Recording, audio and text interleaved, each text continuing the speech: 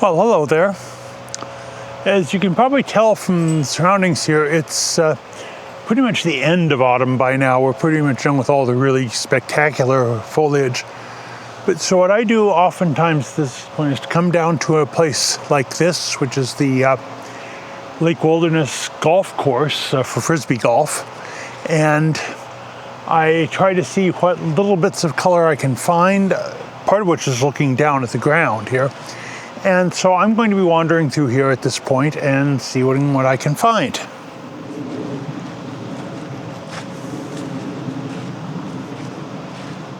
Now what we have here is one of my favorite trees in this forest, or actually two trees. As you can see, they intertwine with each other.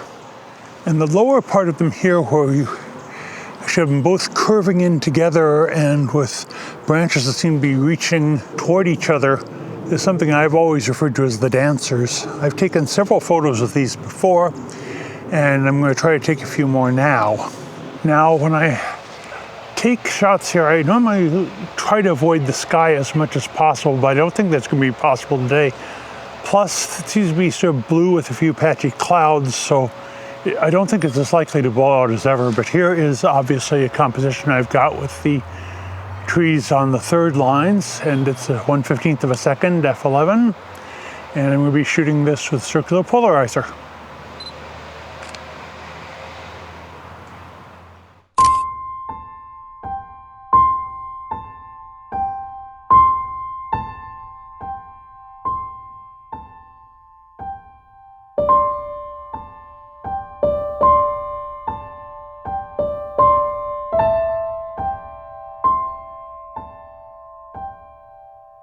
I'm also going to be trying to get this burst of color up here. Now I've got the exposure compensation way down, so I'm trying to just keep all the zebra stripes out, because that would be overloaded. So at this point, I'm going to just try to get this, and I'll have to bring it up in post.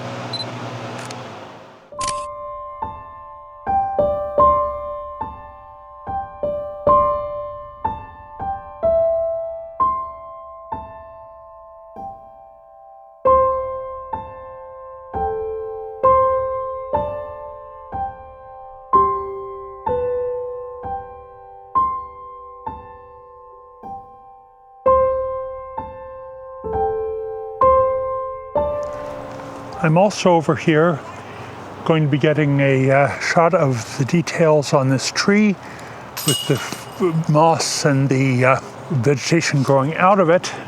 So here's the shot. F11 at 1/15 of a second. I've got the exposure compensation turned way down because that bright patch of sky up there is blowing out. And right here's the result.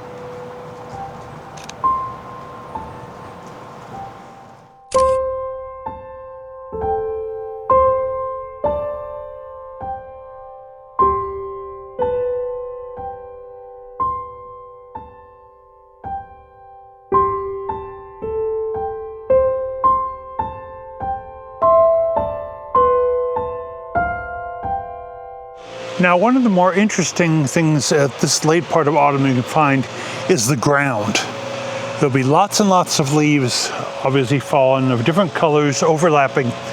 And now, I'm not saying that you can just point the camera down and get all sorts of good stuff automatically, but you can find some. So here are some examples.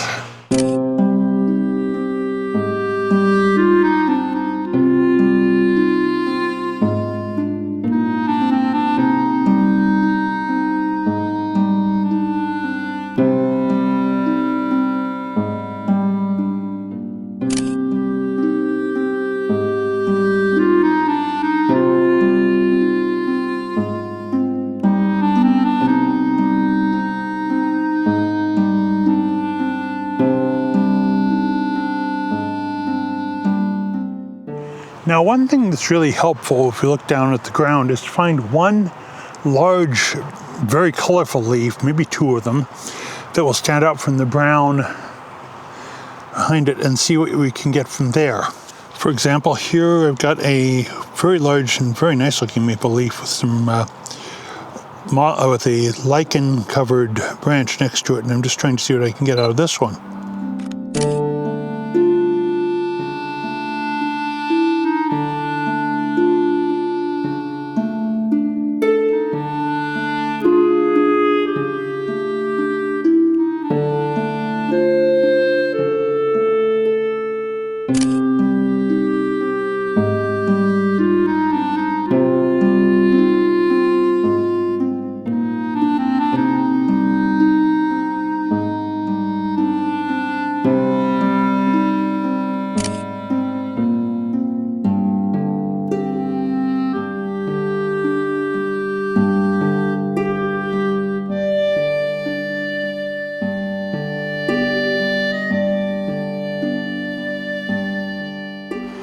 one thing I've not seen a whole lot of this year are good mushrooms or fungi. Normally I get some really nice ones this time of year, but for some reason I'm not seeing much. So this is the only one I've really seen to some extent, and I think this might turn out nice.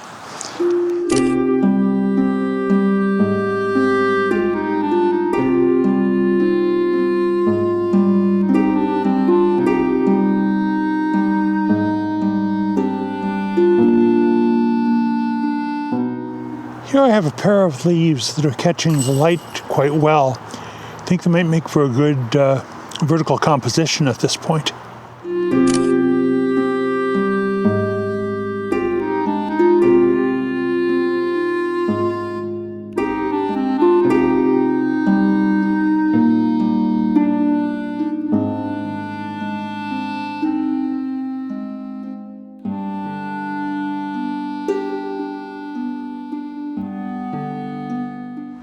Now here is something really worth taking a photo of. There's this maple over there, a very small one, growing in the midst of all these pines and firs, and it's catching the light beautifully. So I'm going to get a photo of this one right away. Oh, that's nice looking.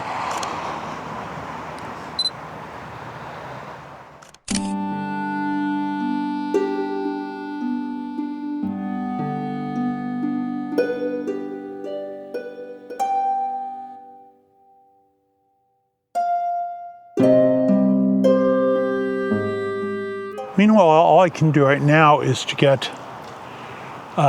just walk through the woods and spot some interesting little compositions or details, shots, things like that. And I'm going to be doing some right now. And if they come out okay, you can see them now. And I hope you enjoyed this.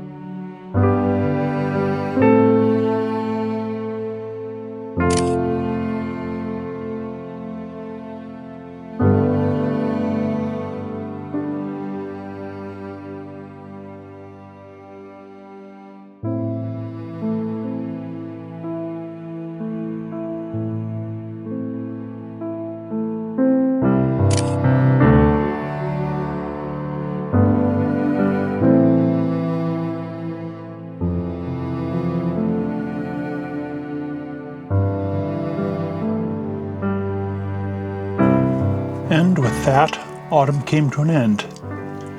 Within days, winds and heavy rain stripped the color from the trees, leaving them bare. Now winter is on the way, and we wait.